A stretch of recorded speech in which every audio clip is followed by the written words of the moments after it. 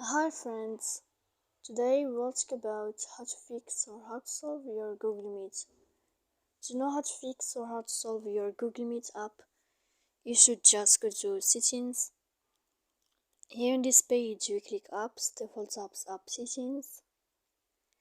Then this list will enter to the window of Google Meet. When you'll find this list of app info, you click on first stop and you click OK. After that we'll enter to storage. Here we click clear cache. Don't click clear data because that can mix errors on your app. And in the end you can turn off your phone.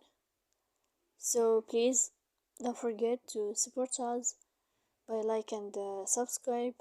See you next time in another video, and thank you for your attention.